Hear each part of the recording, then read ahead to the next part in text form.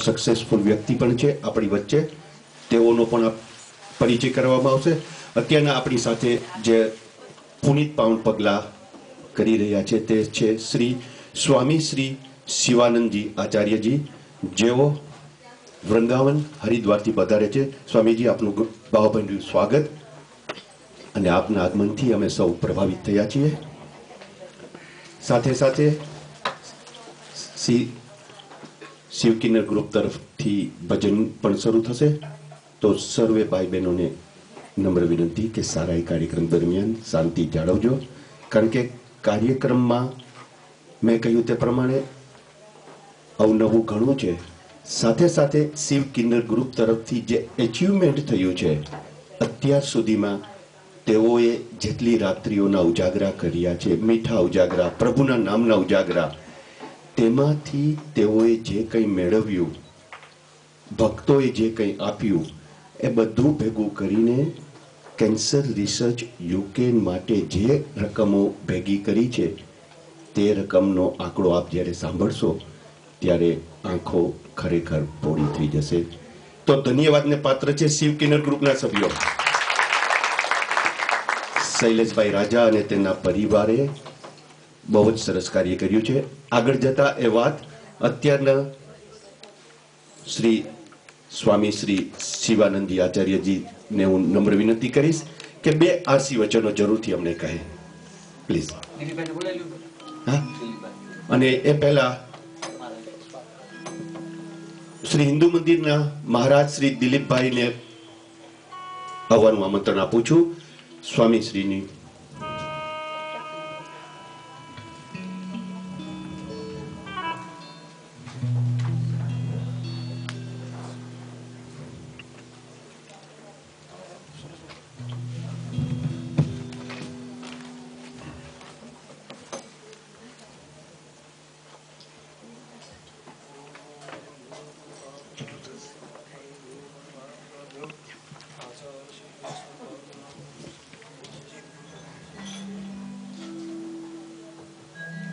ખૂબ જ સરસ। શૈલેષભાઈ રાજા અને દિલીપભાઈનો આભાર। પૂજ્ય સ્વામીશ્રી।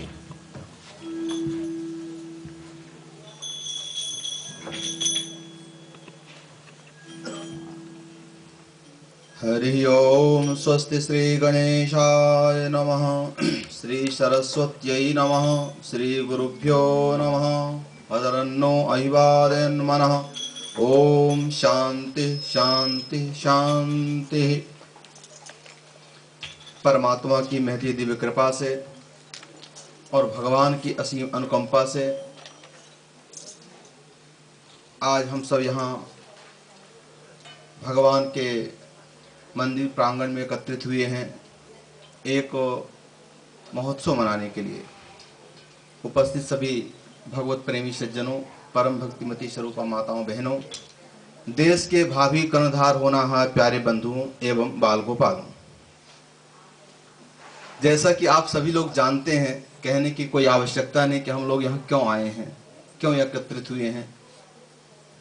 हमें भाई जी ने बताया कि शास्त्र कहता है कि विद्या ददाति विनयम, विद्या से विनय प्राप्त होता है। वेद कहता है विद्या अमृत न सुनते, विद्या एक अग्नि की तरह है। जिस विद्या को प्राप्त करके हम लोग, देवता लोग भी अमरत्व को प्राप्त कर लेते हैं, ऐसी विद्या। तो विद्या से कई लाभ हैं। शास्त्र कहता है धर्म एव हतोहंति धर्मो रक्षन्ति रक्षिता। जो धर्म की रक्षा करता है उसकी रक्षा धर्म करता है। तो धर्म का एक अर्थ होता है विद्या। विद्या किसे कहते हैं, ऐसा वेदों में पूछा है। विद्या उसे कहते हैं जो सत असत का निर्णय करे, उसको कहते हैं विद्या। विद्या का अर्थ होता है कि सत्कर्म करना, सत्य बोलना, माता पिता की सेवा करना, सदाचार संयम से रहना, इसको विद्या कहते हैं। इसलिए सरस्वती का एक नाम है पावका न सरस्वती। सरस्वती पावक माने अग्नि की तरह है। यदि अग्नि में सोना रखा जाए तो उसके समस्त जो दुष्ट चीजें हैं वो अग्नि में जलकर भस्म हो जाती है और सोना परम पवित्र हो जाता है। और जब सोना शुद्ध हो जाता है, पवित्र हो जाता है, तो भगवान के सिर पे मुकुट बनकर बैठ जाता है। परंतु ये कब होता है? जब अग्नि से गुजरे तब। इसीलिए इसी प्रकार से हम सब संसारी जीवों के लिए भी यदि संसार में आकर विद्या रूपी सरस्वती का सेवन कर लिया और एक बार, परंतु प्रथमता पठनम कठिनम कृतम पुनरहो परदेश निवेशिनम बदति दीनमयम वचनम सदा कठिनता विधिनाम विधिशांगता। विद्या प्राप्त करना बड़ा कठिन है। प्रथमता पठनम कठिनम कृतम, पहले तो पढ़ना बहुत मुश्किल है, उधर मन लगना। फिर पढ़ने के लिए पुनरहो परदेश, फिर परदेश में रहो। घर में रहकर विद्या पढ़ाई हो ही नहीं सकती, संभव ही नहीं। इसलिए भगवान राम को, श्री कृष्ण को अपना घर राजमहल छोड़ करके गुरुकुल में रहना पड़ा, क्योंकि विद्या एक तप है। तो प्रथमता पठनम कठिनम कृतम पुनरहो परदेश निवेशनम, फिर परदेश में रहो।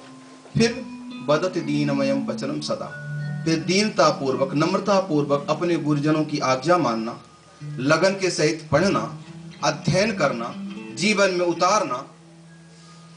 इतनी बात होने के बाद तब कहीं लक्ष्मी आकर चरण चूमती है। इसे लक्ष्मी और सरस्वती में हमेशा झगड़ा होता है।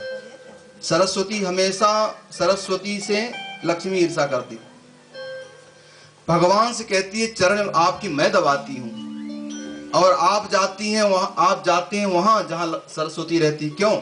वो तो चरण भी नहीं दबाती, चरण में 24 घंटा दबाती हूं। तो भगवान कहते हैं देवी, जो सरस्वती का सेवन करता है उसको कितने तप से गुजरना पड़ता है, कितने परिश्रम करना पड़ता है।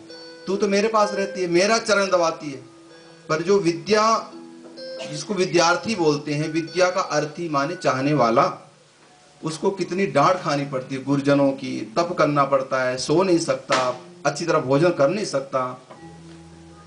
इसलिए स्वान निद्रा तथैव च अल्पहारी गृहस्थादि विद्यार्थी पंच लक्षण, विद्यार्थी के 5 लक्षण बताए गए हैं। पहले अल्पहारी, थोड़ा खाए, काग चेष्टा बको ध्यानम, कौवे की तरह चेष्टा रखे। कौवे को आप कर दीजिए ऐसे करिए तुरंत उड़ जाएगा। तो पढ़ने वाले व्यक्ति को कौवे की तरह चेष्टा करनी चाहिए। बको ध्यानम, बगुले की तरह ध्यान रखना चाहिए। जैसे बगुला जल में बैठा, मछली आई, पकड़ा तुरंत। तो गुरुजी क्या कहते हैं, उस समय का सदुपयोग करना। काग चेष्टा बको ध्यानम स्वान निद्रा, स्वान कहते हैं कुत्ते को, डॉग को, तो सोता रहता है, आप निकलो तुरंत उठ गया। तो विद्यार्थी को कम सोना चाहिए। अल्पहारी, थोड़ा खाना चाहिए, ऐसा नहीं कि अब ठूस ठूस कर खा लिया तो जाकर सो गया। अल्पहारी, गृहस्थ त्यागी, और घर माता पिता को त्याग करके बाहर रहे तो विद्या प्राप्त होती है। तो एक बार जो सरस्वती की सेवा कर ले, शर्त है कि सरस्वती की एक बार सेवा कर लो तो लक्ष्मी आपके चरणों में आ जाती है। पर कब? जब सरस्वती को प्राप्त कर लो तो। परंतु सरस्वती को प्राप्त करते समय बहुत कठिनाइयों से गुजरना पड़ता है। आज ये बड़े बड़े कलाकार बैठे हैं आपके बीच में, इन लोगों ने बड़ा अभ्यास किया होगा, बड़ा परिश्रम किया है, तो आज आपके सामने बैठे। तो सरस्वती का जो एक बार सेवन कर ले। किसी ने कृष्ण से पूछा कि बताइए, राधा ने पूछा कि मुरली को 24 घंटा क्यों ओठों पे चूमते रहते हो? मैं आपसे इतना प्रेम करती हूँ, तो बांसुरी को चुरा लिया। तो बांसुरी कहती है तुमने मेरी तरह तप नहीं किया, इसलिए पहले तो मुझे अब परिवार से अलग किया जाता है, बांस को काटा जाता है, फिर अग्नि में तपाया जाता है, फिर छेद किया जाता है गरम गरम लोहे से। इतनी परीक्षाओं के बाद मैं ठाकुर जी के ओठों पर बैठी हूं, तुमने क्या किया? तो कहने का भाव कि जो परम भक्त प्रवर भाई जी हैं, जिनकी सुपुत्री ने, जिसने हमारे समाज का, भारतीय समाज का गौरव बढ़ाया है।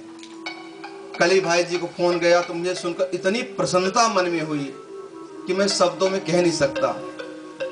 भारत की भारतीयता यही है कि जब संस्कृति आपके सामने है, विद्या आपके साथ है, तो पूरा विश्व आपके चरणों में है। बशर्त है कि आपके पास विद्या होनी चाहिए, गुण होना चाहिए, संयम होना चाहिए।